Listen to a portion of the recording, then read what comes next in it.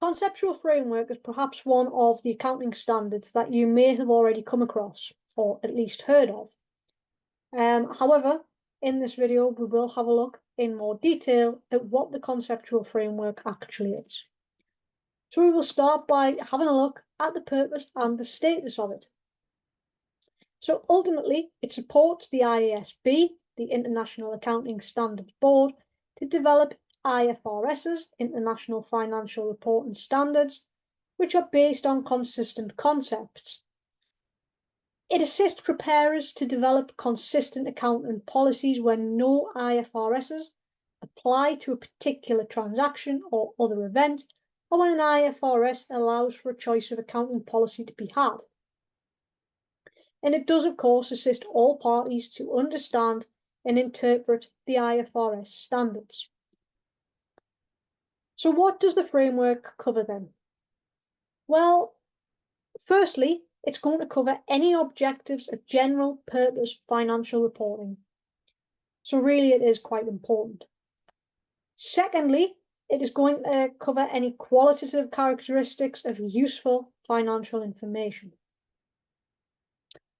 So it will put basically that into a written format so that the relevant stakeholders can see what's going on, especially directors who perhaps can't read financial statements in as much depth as finance professionals can. It looks at the financial statements and the reporting entity, as well as the elements individually within the financial statements. It will have a look at recognition and derecognition and the measurement of assets and the presentation and disclosure. It will also view the concept of capital and capital maintenance. So, the objective then of general purpose financial reporting. What do we mean by this? So, general purpose financial information is just about providing the information about the reporting entity that is useful to users who may be making decisions about providing resources to the entity. So decisions are not limited to, but can include the buying, the selling, or holding of equity and debt instruments. It could be providing loans, settling loans, or giving any other form of credit. It might be the right to exercise a vote and influence management's actions. The second point was qualitative characteristics of useful financial information. So the fundamental characteristics must-haves in line with the conceptual framework. So those two fundamental characteristics are relevance and faithful representation, as they will be seen in a separate video explaining those. The existing and enhancing characteristics would be nice to have, but you don't necessarily need to have them. And again, these will be explained in further detail in a different video. So these are comparability, verifiability, timeliness, and understandability. Thirdly, we have a look at the financial statements and the reporting entity. So, financial statements provide information about economic resources of the reporting entity, claims against the entity, and changes in those resources and claims that meet the definitions of the elements of financial statements.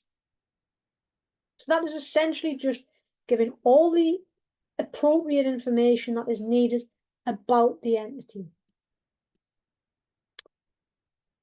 Next up, we have the elements of the financial statements.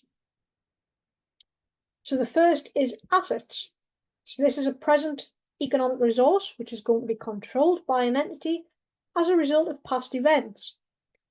An economic resource is a right that has the potential to produce economic benefits. Liabilities, on the other hand, is a present obligation of the entity to transfer an economic resource as a result of past events.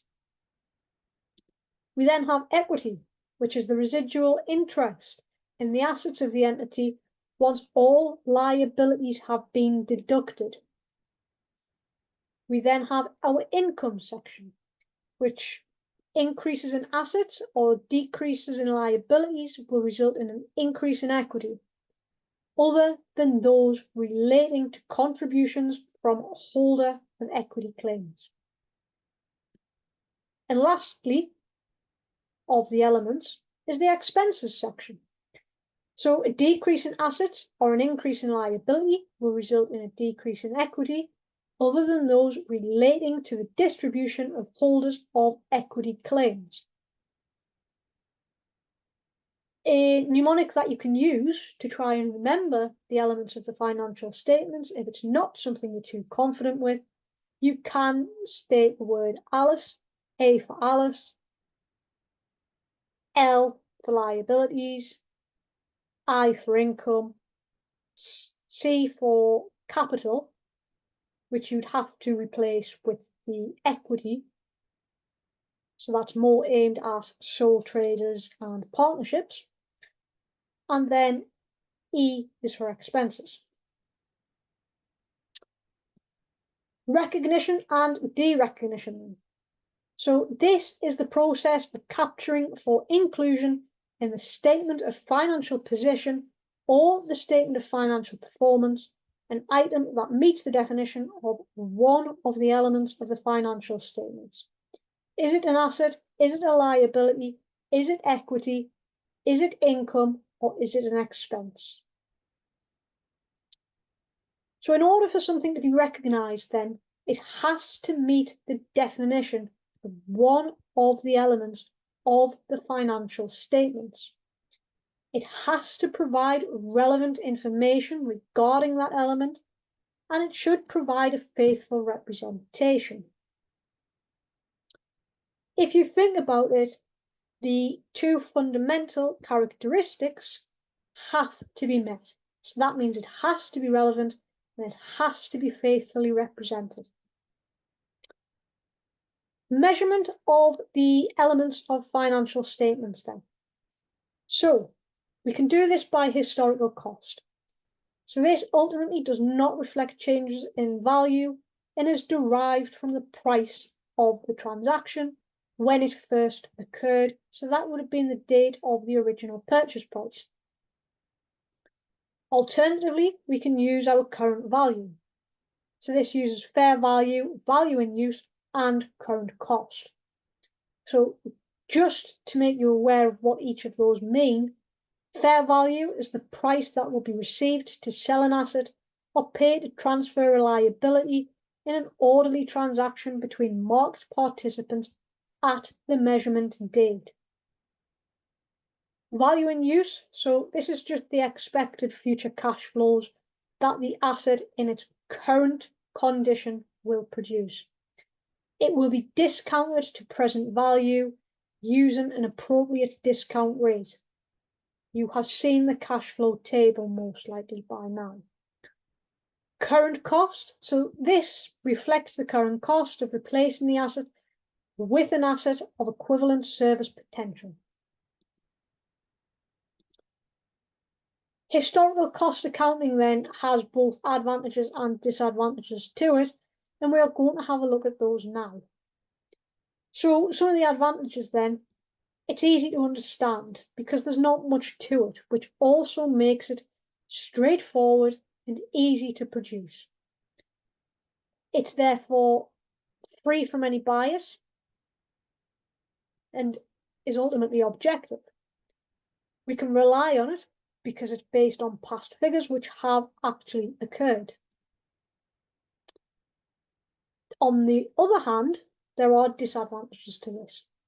So the carrying amount is often going to be below the value of the present condition, and this is highly likely if we have over budgeted our depreciation figures.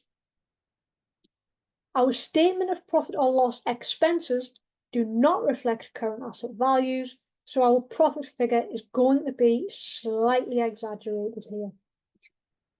a ratio analysis is not going to be accurate for the same reason as above. An inventory in the statement of financial position reflects prices at the date of purchase as opposed to the current market value. Presentation and disclosure then. So ultimately, you want to be able to classify something. So this is the sorting of assets, liabilities, equity, income, and expenses on the basis of shared characteristics. And then we have our concepts of capital and capital maintenance. So we've got the financial concept versus the physical concept. So the financial concept then means the capital is going to be equal to the net assets or equity of an entity. So the main concern of the user of financial statements is going to be the maintenance of the nominal value invested capital. On the other hand, the physical concept is going to be our capital equates to productive capacity of the entity, which is measured as units of output per day. And the main concern of the user of the financial statement is the operating capacity of the entity. We then have our capital maintenance classifications. So this is the physical capital maintenance. So this means we have to set aside profits to allow businesses to continue to operate at current levels of activity. We could adjust the opening capital by the specific price changes. We then move to our financial capital maintenance, which basically sets aside profits to preserve the value of shareholders' funds in real terms.